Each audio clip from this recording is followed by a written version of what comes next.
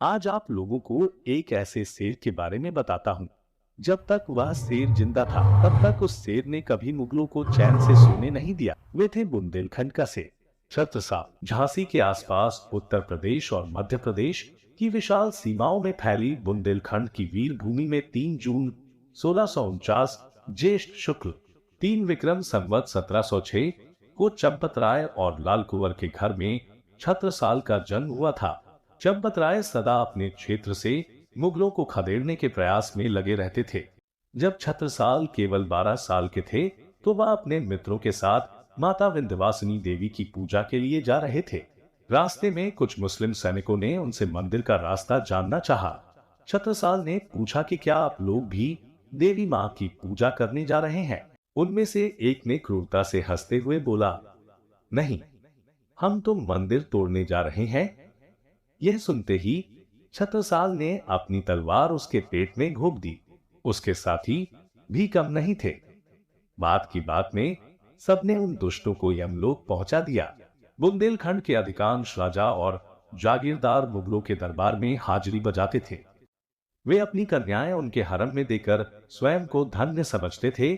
उनसे किसी प्रकार की आशा करना व्यर्थ था। एकमात्र शिवाजी ही मुगलों से टक्कर ले रहे थे। छत्रसाल को पता लगा कि औरंगजेब के आदेश पर मिर्जा राजा जयसिंह शिवाजी को पकड़ने जा रहे हैं, तो वे जयसिंह की सेना में भर्ती हो गए और मुगल सेना की कार्यशैली का अच्छा अध्ययन किया। जब शिवाजी आगरा जेल से निकलकर वापस रायगढ़ पहुंचे तो छत्रसाल ने उनसे भेंट की।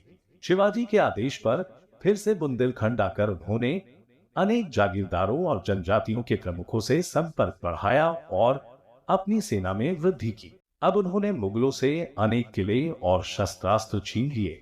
यह सुनकर बड़ी संख्या में नवयुवक उनके साथ आ गए। उधर औरंगजेब को जब यह पता लगा तो उसने रोहिल्ला खां और फिर तहव्वर खां को भेजा, पर हर बार उन्हें पराजय ही हाथ लगी। छत्रसाल के 2 भाई रतन शाह और अंगद भी वापस अपने भाई के साथ आ गए। अब छत्रसाल ने दक्षिण की ओर से जाने वाले मुगलों के खजाने को लूटना शुरू किया। इस धन से उन्होंने अपनी सैन्य शक्ति में वृद्धि की। एक बार छत्रसाल शिकार के लिए जंगल में घूम रहे थे तो उनकी स्वामी प्राणनाथ से भेंट हुई। स्वामी जी के मार्गदर्शन में छत्रसाल की गतिविधियां और बढ़ गई। विजयादशमी पर स्वामी जी ने छत्रसाल का राज तिलक कर उसे राजाधिराज की उपाधि दी। एक बार मुगलों की शह पर हृदय शाह, जगतपाल और मोहम्मद खां बंगश ने बुंदेलखंड पर 3 ओर से हमला कर दिया। वीर छत्रसाल की अवस्था उस समय 80 वर्ष की थी। उन्हें शिवाजी का वचन याद आया कि संकट के समय में हम तुम्हारी सहायता अवश्य करेंगे। इसे याद कर छत्रसाल ने मराठा सरदार बाजीराव पेशवा को संदेश भेजा।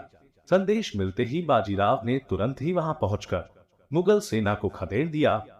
इस प्रकार छत्रसाल ने जीवन भर मुगलों को चैन नहीं लेने दिया। जिन महाकवि भूषण ने छत्रपति शिवाजी की स्तुति में शिवा बावनी लिखी, उन्होंने ही छत्रसाल दशक में 8 छंदों में छत्रसाल की वीरता और शौर्य का वर्णन किया है। आज भी बुंदेलखंड के घर घर में लोग अन्य देवी देवताओं के साथ छत्रसाल को याद करते हैं। छत्रसाल महाबली करियो भली भली।